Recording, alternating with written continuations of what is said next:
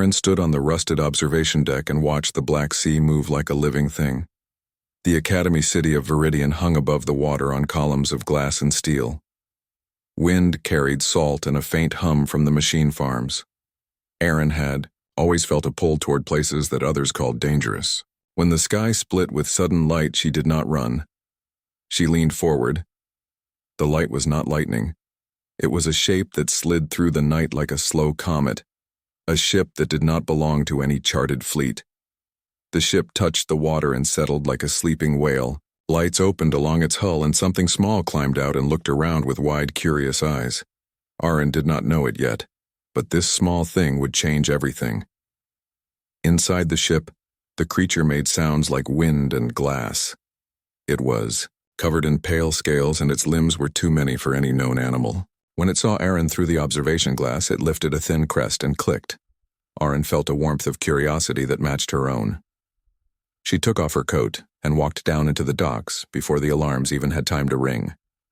The Academy sent guards. They shouted and raised nets. The thing backed away and then did something unexpected. It turned its head and gave a low, soft sound that made the hair on Arin's arms stand up. She heard a pattern in it, a cadence like a lullaby from a language she had never learned but felt in her chest. The guards moved like blades. Arin stepped between them and the little visitor. "Do not hurt it," she said. Her voice was small against the clanging harbor, but it had a steady edge. One guard laughed. Others remembered how she had once stopped a runaway cargo drone with only a rope and a calm voice. They lowered their weapons. Arin held out her hand. The creature came closer and pressed 3 soft pads to her palm. A small shock like a memory ran up her arm. The lights inside the ship flickered. The creature whistled, and from the craft a small orb rose and circled them both. It left a trail of fine glitter that smelled faintly of sea and metal. They called the creature a cub in the days that followed.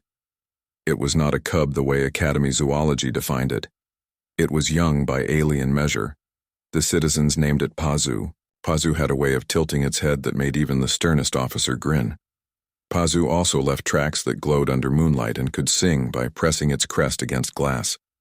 Arin brought Pazu to the Academy labs instead of the containment pens. She argued the thing was too curious for a cage. The Academy agreed to a short observation period. For Arin, the observation turned into lessons. Pazu listened when Arin read aloud. The creature hummed when she told stories of human storms and of the first ships that left the Earth. Pazu learned words and sounds and gave back new echoes. Where humans had metal minds, Pazu had a different intelligence. It saw patterns of tides and currents that made Arin see whole maps in her head. But Pazu was not alone in the sea. The alien ship had been a scout. Other ships came in low and quiet. They carried creatures that were larger and older than Pazu, and they watched Viridian with predator eyes. These new arrivals were the Brood. They called themselves the Ferox, and they had ruled the oceanic belts of many systems long before humans sailed the stars. Their young were born in pressure and song. The Ferox were proud. They measured strength with a ritual called the circling. Young Ferox would surround a stranger and each would push with voice and tail until the weaker left. It was not always violent. It was a way to teach the small ones how to feel fear and push past it. When the Ferox elders saw Pazu with a human girl, they did the circling first with words and then with cold light. Their elders told them to test Arin and prove that humans were soft. Arin had seen fear before. She had learned to fold it into fuel. She had friends who doubted her because she was not from a long line of sea people or star captains. She had lovers who left when journeys became too dangerous or when promises were too small. The Ferox circling felt like every challenge rolled into one, but it also carried the spark of something new. Arin felt both dread and hunger. Pazu answered the circling in its own way. When the Ferox cubs rose in a ring and made low codes to show dominance, Pazu echoed with a sound that mixed water and bell. It was not mimicry only. Pazu braided its sound into a rhythm Arin had never heard. The noise pulled at the air and made the youngest Ferox tilt their heads. One by one they faltered. The elders frowned. "They are trickers," said an elder named Cadet. He had scars like river maps across his face. "They sing like hungry weather." Another elder clicked and said that humans had no right to the tides. Arin could have fled. The Academy might have used force and the Ferox would have retreated, but Arin saw something. The Ferox measured power in a single way and forgot to test other ways. They had not learned to listen. Arin stepped to the circle and spoke. She did not roar or make weapons. She told them the story of the first human, who built a floating light from driftwood to scare a storm away. She described how humans learned to read patterns not with larger teeth but with patience. Pazu hummed with her words and added tides to the tale. The Ferox were surprised by patience dressed as courage. A young Ferox cub named Nalu waited and then matched Pazu's rhythm. They made a new sound together, 2 songs braided into one. The elders listened through their anger to the rhythm of 2 species finding a bridge. When the circling ended, it did not end with a victor. It ended with a pact penned in tiny glowing lines on the water. News of the pact moved faster than anyone expected. Other cities called the Academy naive. Traders whispered that Arin had traded safety for folly. Lovers argued that she had risked the fragile peace. Arin smelled betrayal in offers of praise. She also felt something bright. The Ferox had shown a way to move through the ocean that humans could not see. They had ways to fold pressure into shelter, to hold storms in nets of light. Arin and Pazu became odd ambassadors. Their nights were full of lessons on currents and language and the old anger tucked into the Ferox memory. They taught the young humans how to sing with seaweed and how to steer the small boats with whispers of pressure. Pazu learned to sleep on the deck of Arin's craft. Children climbed the hull and put their hands on Pazu's crest and felt small stars, yet danger hummed under the surface. Not all Ferox elders had accepted the pact. Some plotted to prove to the wider brood that humans were weak and not worthy of sharing the belt. A shadow ship waited beyond the reef with teeth designed to cut hulls. Its captain had heard legends of human cunning and wanted to harvest it like a trophy. Arin did not know about the shadow ship yet. She only knew that one night, under a moon pale as a coin, Pazu woke and shivered. The orb that had once circled them floated higher and shone like a warning. Arin and Pazu stood on the deck as wind carried a new sound toward them. The sea answered with low rolling thunder. The first test had arrived. The Academy scrambled patrols when the first hulls were found with teeth torn out. Cargo ships drifted with torn metal like open wounds. The shadow ship had struck only at edges and left no bodies. The attackers took nothing that could be easily sold. Instead, they took stories. They siphoned logs and voices and left a silence like a removed page. This was new and cruel. Arin organized crews of students to guard the docks. Pazu sat at her shoulder and clicked an alert that felt like a drum. Together, they moved in a rhythm that mixed human readiness and Ferox sensing. Arin had friends on the patrols. Solan, a cartographer with an old laugh, taught her how to read the shimmer on the water like a map. Miri, who worked in engine rooms, taught Arin to listen to metal the way another person listens to a heartbeat. They fitted small nets with singing wires that hummed back at the sea. The shadow ship returned and struck deeper. It tore into a waterborne market where vendors sold kelp lanterns and spice. Voices rose and then were muted. Arin ordered everyone into a tight formation and told them to sing when she gave the sign. The song was not a war chant. It was a story chant that had been taught to human children to calm storms. Pazu and the Ferox cubs took their places among the boats and added their own trills. The attackers had assumed noise would scatter humans into panic. The opposite happened. The song made patterns the shadow ship did not understand. Its engines hesitated. The ship took sound into its hull and reacted in jerks. For a moment, the attackers were disoriented, and Arin ordered a small team to board. They were not soldiers, but they were brave. When they climbed the shadow ramps, they found no warriors. They found crates of old transmissions and maps. The captain of the shadow vessel had wanted stories to learn how to scare entire cities with a whisper. Arin realized then that the battle was for narrative. The attackers were not limited by hunger. They wanted to own the stories that let people remember their own courage. Arin made a plan to keep stories alive. She and Pazu organized nightly gatherings where elders and children told tales around lanterns. They recorded voices and hid copies inside the fermented kelp barrels. The patrols learned to carry music and jokes like armor. The Ferox elders watched this with a mixture of skepticism and envy. They had measured victories as broken jaws and shifted tides. Now they measured them by the laughter that survived. A cunning elder named Curtin began to test whether human humor could be weaponized. He told jokes that made even the sternest sailors snort. The sound helped the city breathe. But the shadow captain adapted. It sent a cold message through the water that settled in the bones. People started to forget small things. A child's name vanished for a day. Vendors forgot where they had put their coins. These were subtle cuts aimed to fray trust. Arin felt worry twist in her chest. Memory was fragile. Stories could be stolen.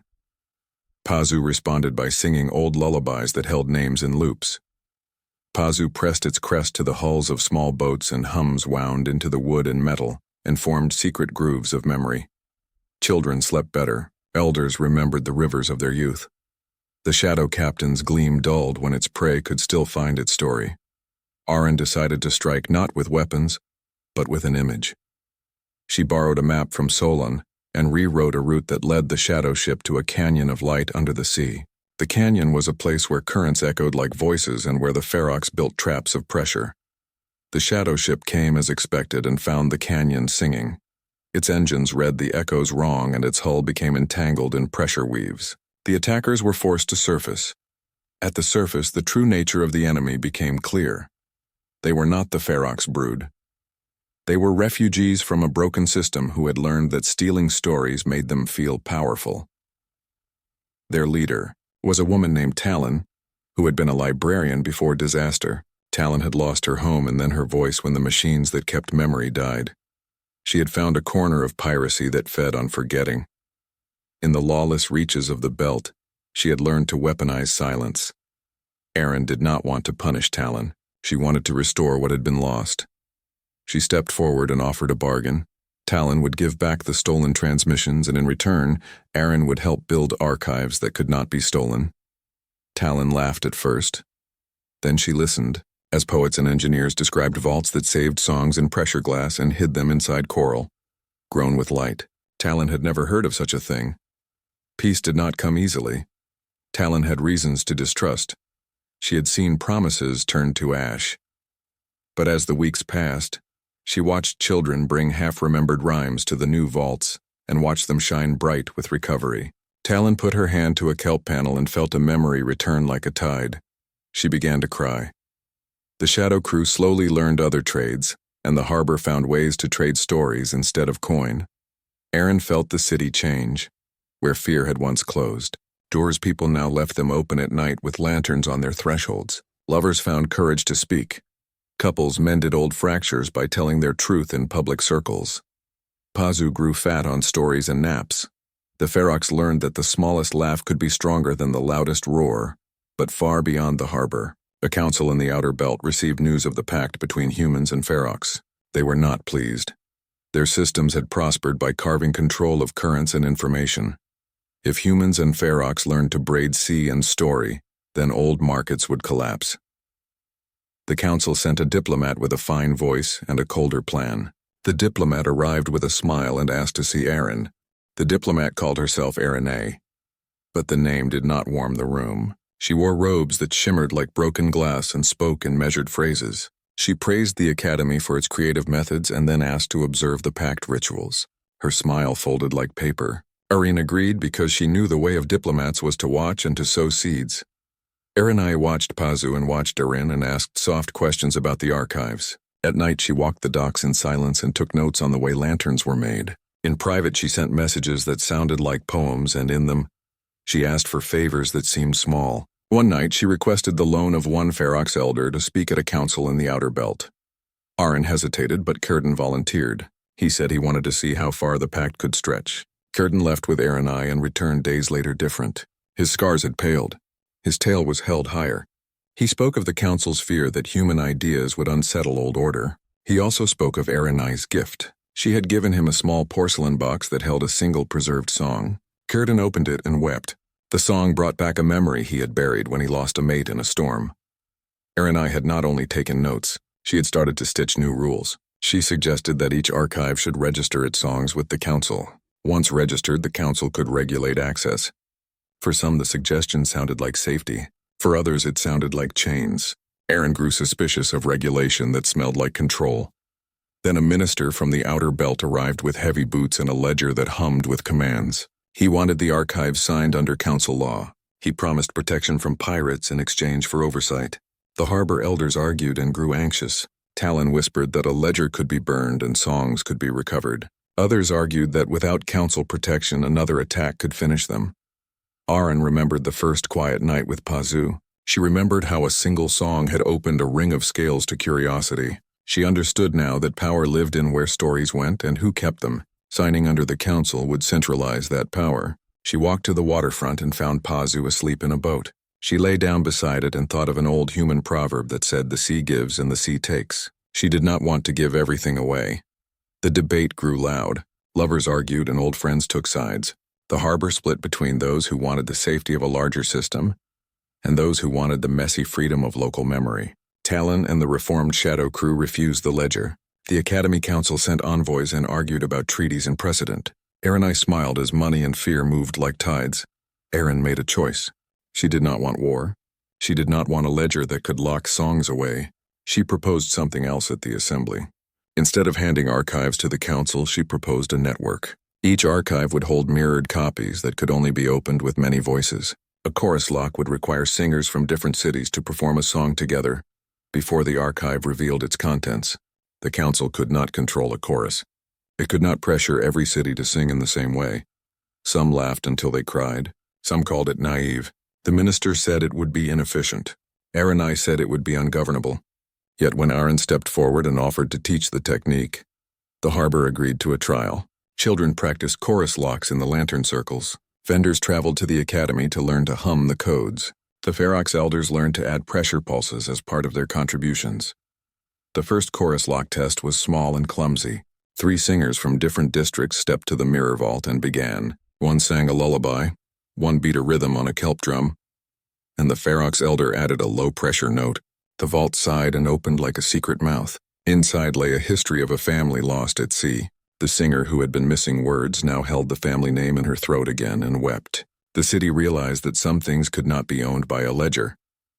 Arin reported back to the council and spread worry about inefficiency and the danger of uncontrolled song. The minister increased pressure and sent a fleet to test the harbor's resolve. This was the moment when Arin understood that peace must be held not by paper but by practice. She gathered ships and singers and makers. Pazu stood at her side and sent pulses that tightened their formation. On the morning the fleet arrived, the harbor did not raise weapons, only voices. Thousands of people stood with drums and pipes and bells and recited the names of those the council had tried to file away. The sound rose like an ocean and the fleet faltered. Machines designed to record and replace could not take a chorus that was alive. The fleet left with its ledger still in its hold, but its captain had changed. He had listened to a song and remembered a child he had never met. The council did not relent, but it paused. Arin maintained her porcelain smile, but her words shifted. She asked for a meeting with Arin and Pazu alone. They met beneath the floating library, where light bent like glass. Arin was softer. She said she had seen things in the outer belt she feared. She said there were species who sold silence as a commodity. Arin listened. Arin asked to learn the chorus lock. She wanted to bring it to the council. Arin hesitated. Then she agreed to teach her, but not to give the method without consent from the harbor. Arin promised she would not spread the technique without permission. Pazu pressed its crest to Arin's hand and felt a pause. Arin's eyes flickered like a shutter. Soon the harbor found that the future would not be decided by one law or one fleet. It would be decided by how songs moved between people. Arin learned that leadership meant making room for voices that frightened her. Talon learned that memory could be mended. The Ferox elders learned to laugh at the smallness of old tests. Pazu grew and taught new cubs to sing names into needle-sharp codes and into quilts of light. And in the quiet between tides, when the city folded into sleep, Arin walked the docks and wondered what other species in the dark belts might be listening. She did not yet know the name of the threat that still hunted the edges of the mapped space. She only knew that song had become a kind of armor, and that for the first time in many nights she slept without the edge of fear pressed to her throat. If you want, I will continue the story with more parts or expand any scene into a script or YouTube-ready narration. Also below are the SEO title, description, and an AI image prompt as you requested. SEO-optimized title, hook, lowercase. Revelation of humanity's tide. When the alien predator cubs met the human who taught them to sing, YouTube description, About 150 words. Lowercase. Arin is a young guardian who finds a strange creature from beyond the deep. When alien predator cubs try to intimidate the human cadet, they discover a new kind of fear and a new kind of courage. This HFI story follows how music, memory, and kindness become the strongest defenses against pirates who steal voices and counsels that want to silence communities. Perfect for fans of emotional science fiction and inspiring true change, this tale shows human ingenuity and resilience in the face of ancient predators and political power. Listen to this narrative for hope, tension, and a message that stories can save whole cities. Sci-fi, inspirational alien stories. Humanity Leonardo. Master prompt for a 1920x80. Hyper-realistic close-up JPEG use and modify in Leonardo. Hyper-realistic close-up of a young human woman with sea salt hair. And a small pale-scaled alien cub perched on her shoulder, both looking toward the viewer with quiet courage. Cinematic lighting, ultra-detailed skin and scales, water droplets on skin, reflections of a futuristic harbor in their eyes.